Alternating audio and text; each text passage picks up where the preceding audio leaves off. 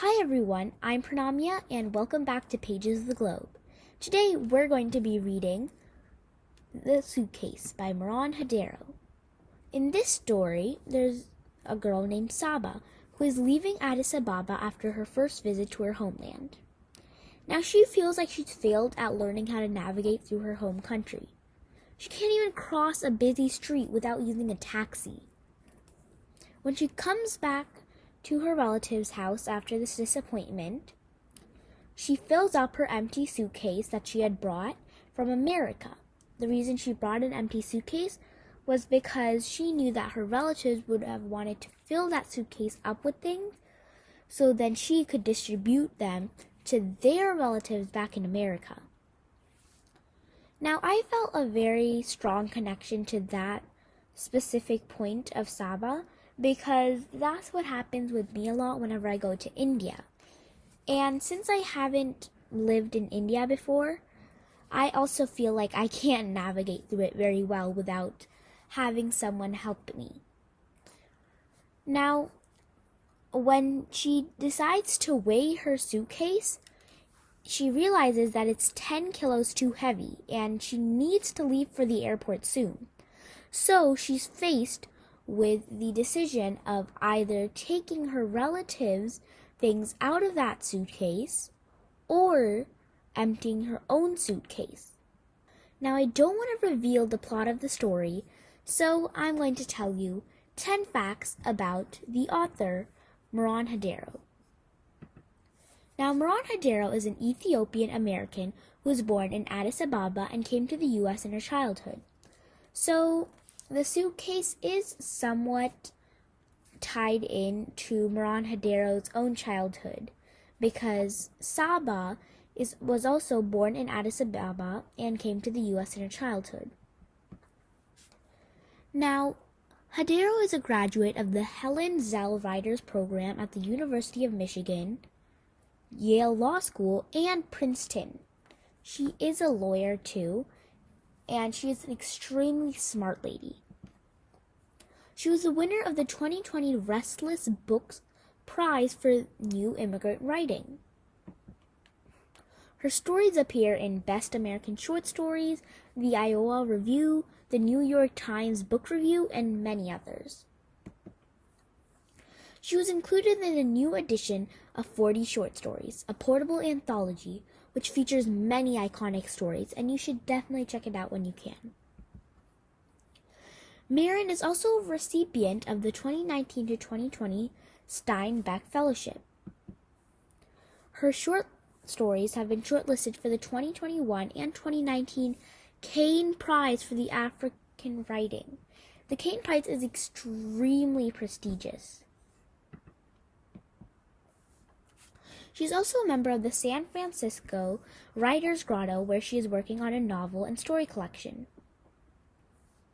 The Suitcase was first released in the Missouri Press in the fall of 2015. You can also read this Suitcase in the Best American Short Stories 2016, where it was included. Now, let's move on to the story. Remember to like, subscribe, and comment down below whatever story you would like to hear next. The Suitcase by Meron Hadero. On Saba's last day in Addis Ababa, she had just one unchecked thing to do on her long and varied list, which was to explore the neighborhood on her own, even though she promised her relatives that she would always take someone with her when she left the house. But she was 20, a grown-up, and wanted to know that on her first ever trip to this city on her birth, she'd gained at least some degree of independence and assimilation. So it happened that Saba had no one to turn to when she got to the intersection around Mescal Square and realized that she'd seen only one functioning traffic light in all of Addis Ababa, population 4 million people by official counts. Though no one there seemed to trust official counts, and everyone assumed it was much more crowded, certainly too crowded for just one traffic light.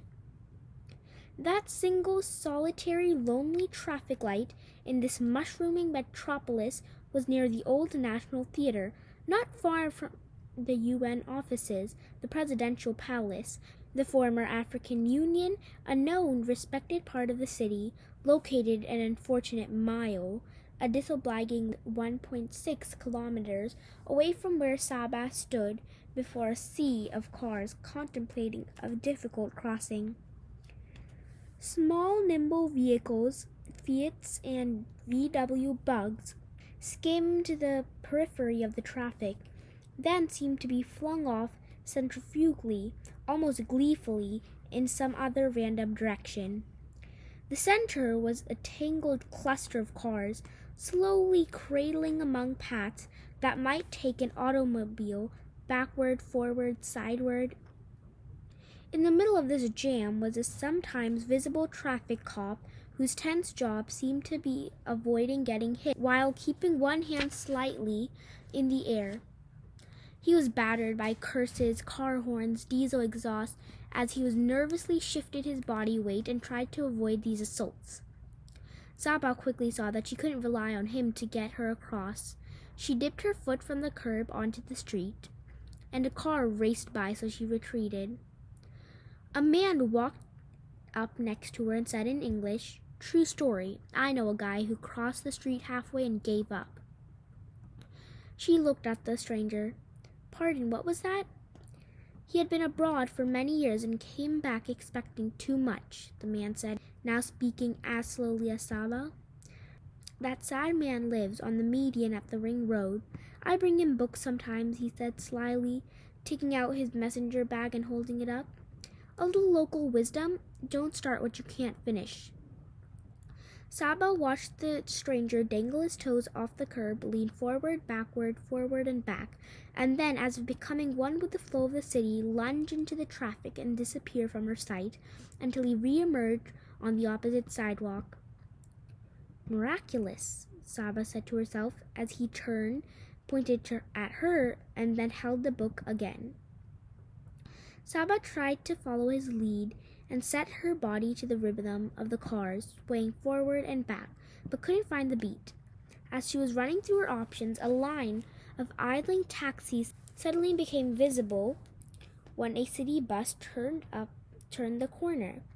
She realized that, as impractical as it seemed, she could hail a cab to get her across the busy street. The trip took 10 minutes. The fare cost $15, for which she was unable to negotiate a better rate, though at least she'd found a way to get to the other side. She turned back to see a taxi driver leaning out of the window talking to a few people, gesturing at her, laughing, and she knew just how badly she'd fumbled, yet another attempt to fit in. All month Saba had failed almost every test she'd faced, and though she seized one last chance to see if this trip had changed her, had taught her at least a little of how to live in this culture, she'd ended up proving her relatives right. She wasn't even equipped to go for a walk on her own. What she thought would be a romantic, monumental reunion with her own country had turned out to be a fiasco. She didn't belong here. She was late getting back to her Uncle Fasil's house, where families and friends of family were waiting for her to say goodbye, to chat and eat and see her one last time, departures being even more monumentous than arrivals. 12 chairs had been moved into the cramped living room. Along with the 3 couches, they transformed the space into a theater packed with guests, each of whom sat with his or her elbows pulled in towards the torso to make space for all. They came, they said, to offer help, but she sensed it was the kind of help that gave and took. It was time to go, and she was relieved when Fasil said, in English for her benefit, "We are running out of time, so we have already started to fill this one up for you." He pointed past the suitcase that Saba had packed before her walk and gestured to a second stuffed with items, emitting the faint scent of a kitchen after mealtime. At her mother's insistence, Saba had brought one suitcase for her own clothes and personal items, and a second for the trip here. For the trip there was filled with gifts from America, new and used clothes, old books, magazines, medicine, to give to family she'd never met. For her return, it would be full of gifts to bring to America from those same relatives and family friends. Saba knew this suitcase wasn't just a suitcase. She had heard there was no DHL here, no UPS. Someone thought there was a FedEx, but that was just for extremely wealthy businessmen. People didn't trust the government post, so Saba's suitcase offered coveted prime real estate on a vessel traveling between here and there. Everyone wanted a piece. Everyone fought to stake a claim to their own space. If they couldn't secure a little spot in some luggage belonging to a traveling friend, they'd not send their things at all. The only reasonable alternative would be to have the item sent as freight on a cargo ship, and how reasonable was that? The shipping container would sail from Djibouti onto the Red Sea, and with all the talk about Somali pirates, this seemed as risky as hurling a box into the ocean and waiting for the fickle tides. After the Red Sea, a cargo ship that had made it through the Gulf of Aden would go south onto the Indian Ocean, around the Cape of Good Hope, across the Atlantic, through the Panama Canal to the Pacific, up the American coast to Seattle. An empty suitcase opened up a rare direct link between two worlds. So Saba understood why relatives and friends wanted to fill her bag with carefully wrapped food things, gifts, sundry items, making space, taking space, moving and shifting the bulging contents of the bag. Faisal placed a scale in front of Saba and set to zeroing it. She leaned over the scale as he nudged the dial to the right. The red needle moved ever so slightly, so incredibly slightly that Saba doubted it worked at all. But then Faisal's hand slipped. The needle flew too far to the other side of the zero.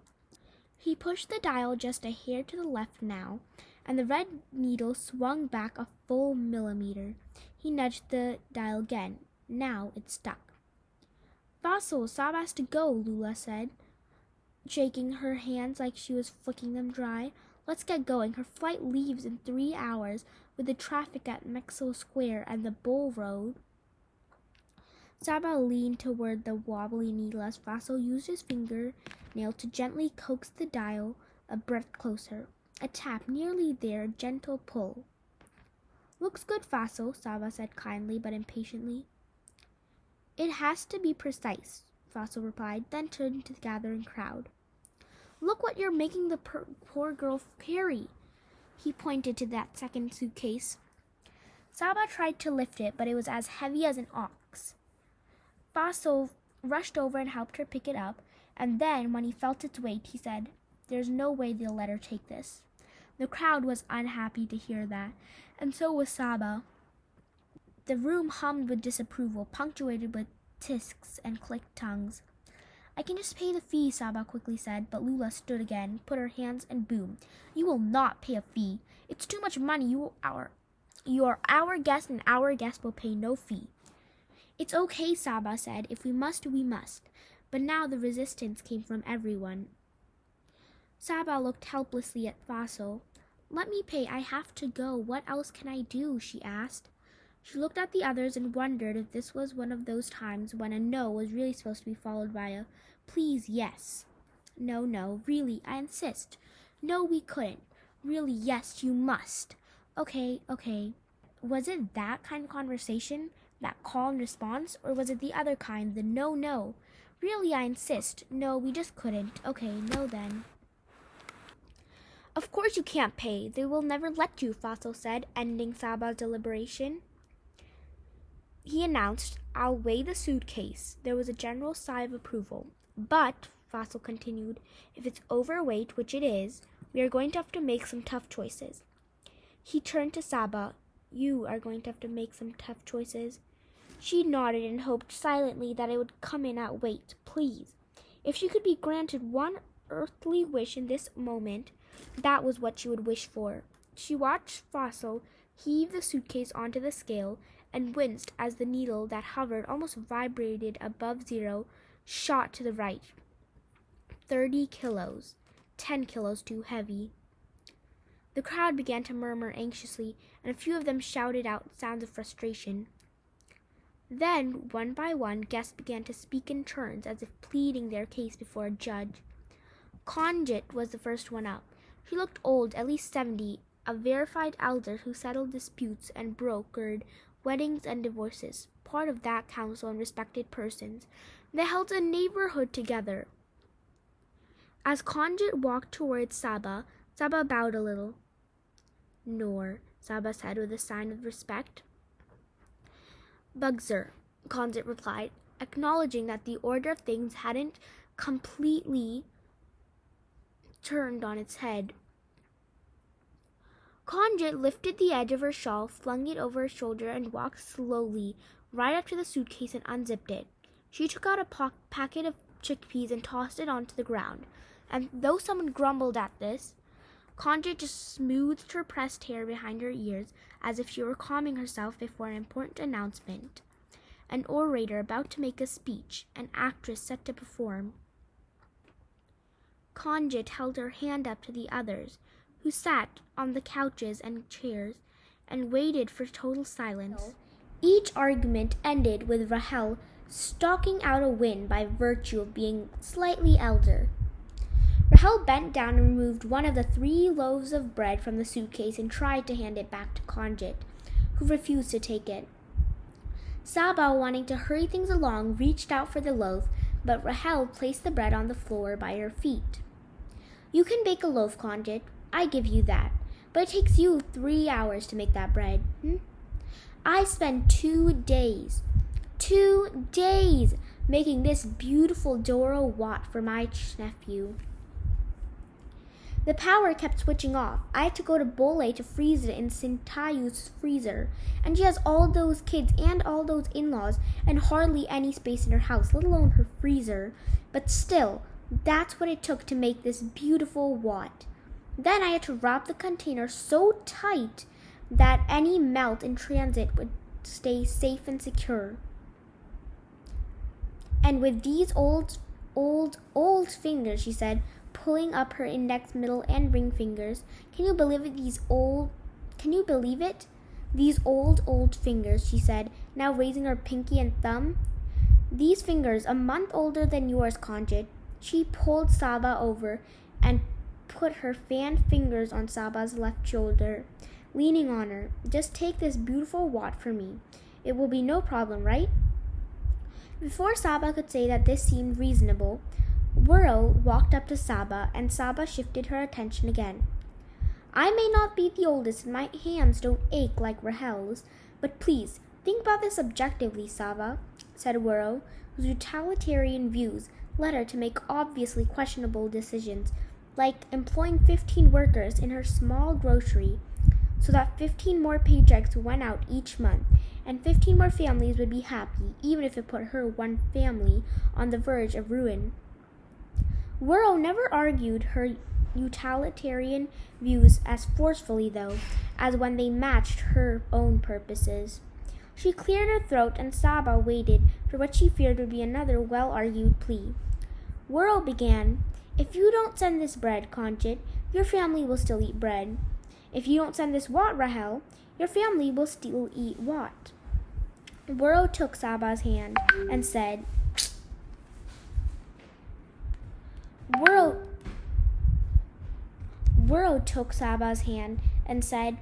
"My niece had a difficult pregnancy. You have to take this gunfo, because if you don't take it, well, there's no way to get gunfo in America. And who has ever heard of a woman not eating gunfo after labor? If you don't bring it, she won't have it. Milk for the baby, gunfo for the mother. It's natural logic, you can't deny it." "But American women don't eat gunfo. Do they, Suha? Do they, Saba?" asked Lula. "She has never been pregnant in America, right? How would she know?" asked Wuro. "She's never been pregnant here. Does she even know gunfo?" Conjit asked. Saba said, "I know gunfo," and was met with whispered words of approval, so she refrained from adding how hard she had to swallow to get a spoonful down of the thick paste made from, she'd heard, corn, wheat, barley, or banana root. She wasn't even sure. Whatever gunfo was, she'd rather not bring it if it was up to her. But she wasn't sure of that either. Was it up to her? Saba is a smart girl, Lula said. She probably has read at least 10 books in the 4 weeks she's been here.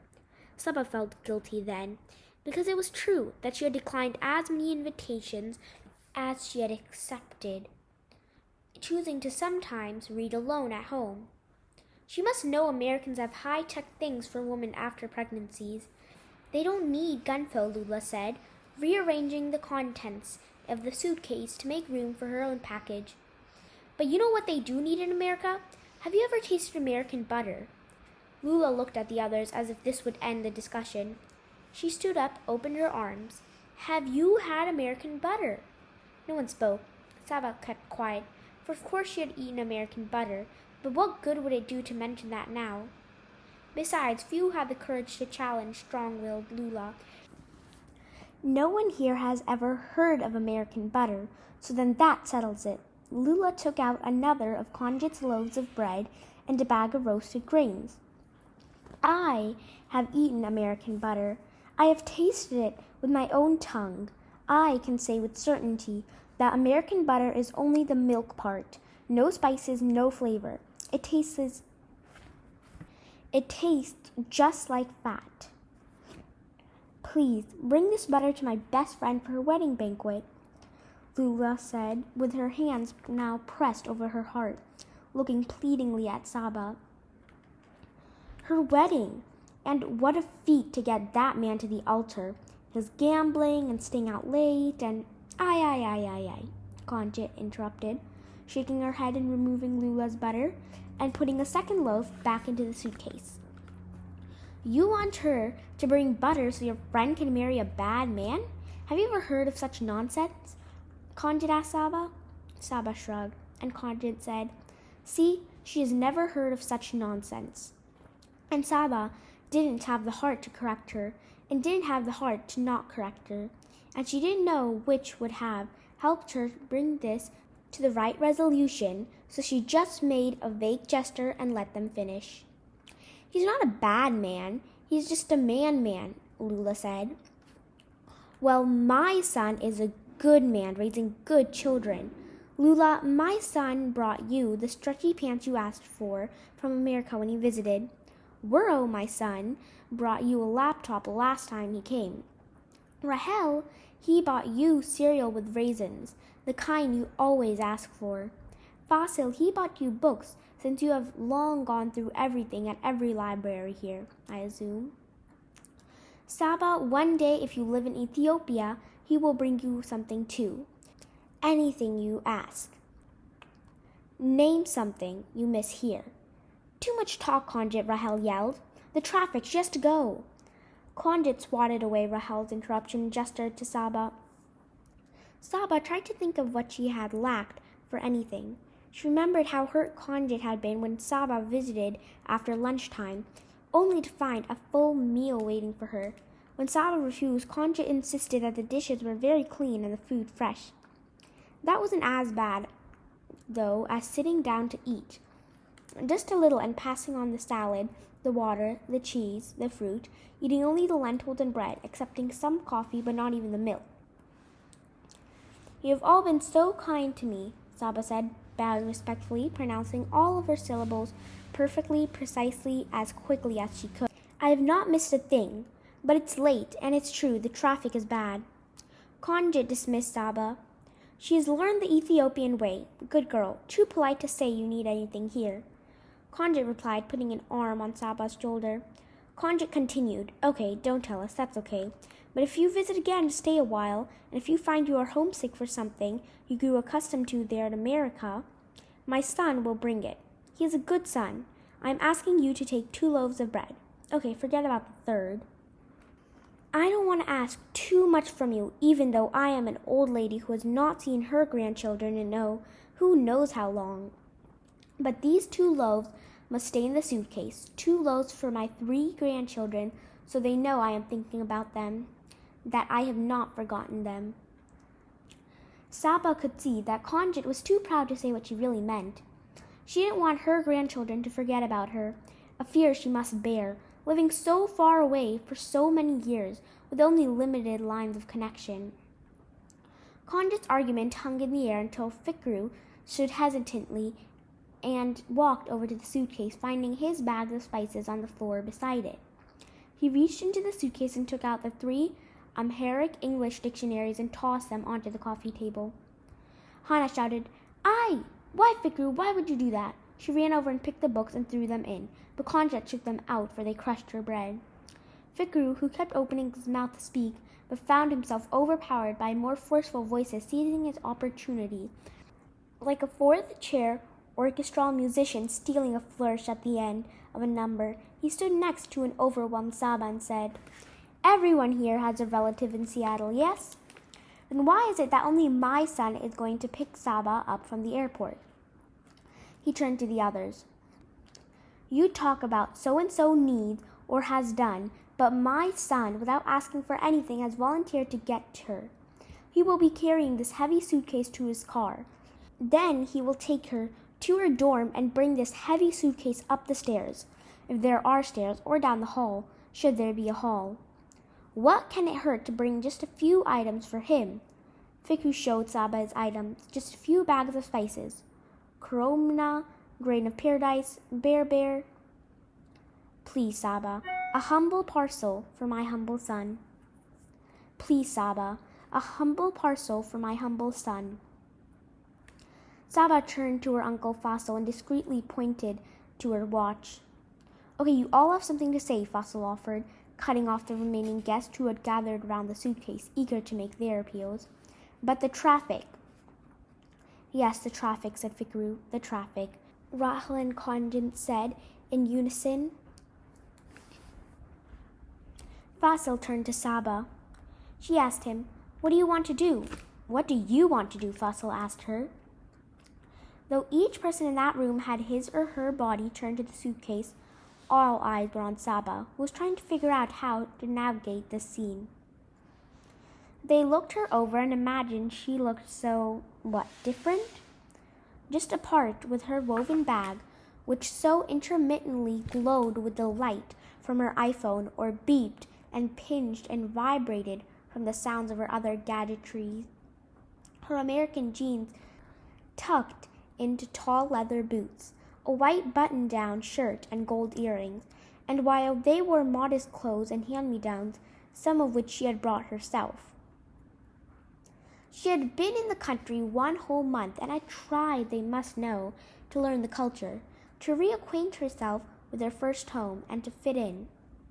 Now, here she stood on the last moments of her last day, still not sure what to do, while they looked at her lovingly and with curiosity too. Saba felt the weight of choosing what should be taken and what should be left behind. She was looking for a way out and a way in, but she realized there were no shortcuts here. "You have all been so kind," Saba said. "Rahel, you took me to listen to the Asmaris sing," she said, admitting that she had been too shy to dance such unfamiliar dances, no matter how encouraging Rahel had been. A few days later, Rahel came back to take her to one of the fancy new hotels where an American cover band played to a foreign crowd, and Saba pretended to like being there. She imagined Rahel had pretended too.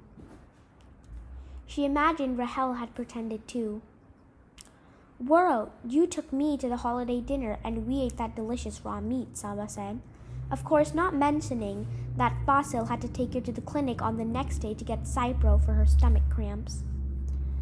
Fikru, you brought me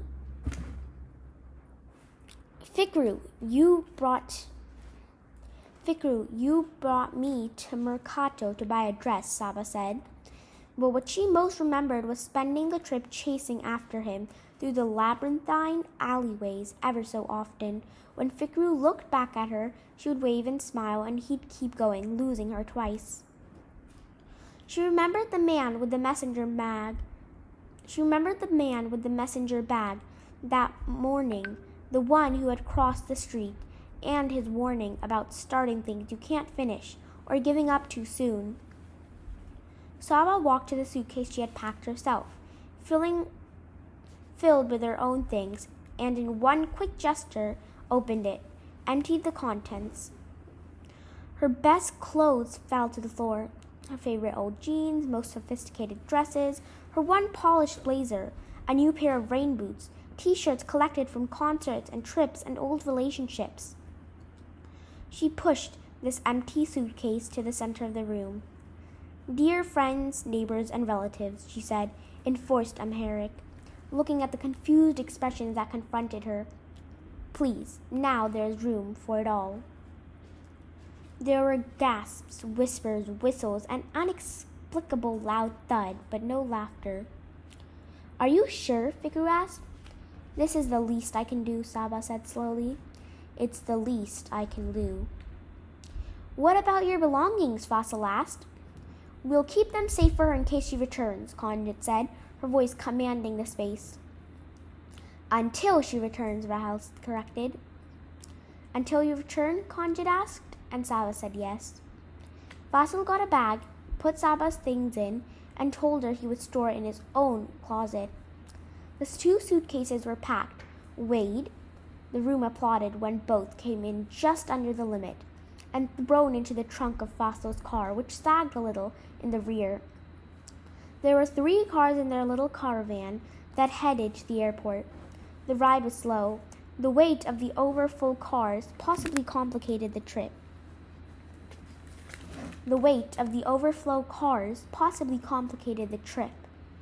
As did the rocky side streets, and of course the congestion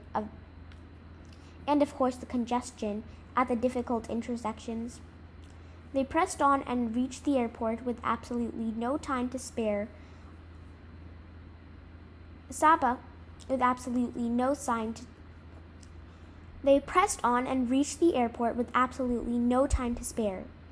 Saba said quick, heartfelt goodbyes, thank yous, made fresh promises, then pulled the 2 big suitcases onto a luggage cart. Her family and friends, a family, watched from the waiting area as they moved quickly through the line to get her boarding pass. They looked on as the 2 suitcases were weighed and thrown onto the screening belt, and they saw her pass the main checkpoint. Every time she looked back to the lobby, she could catch glimpses of them on tiptoe, waiting to see if they might connect with her one more time. The end.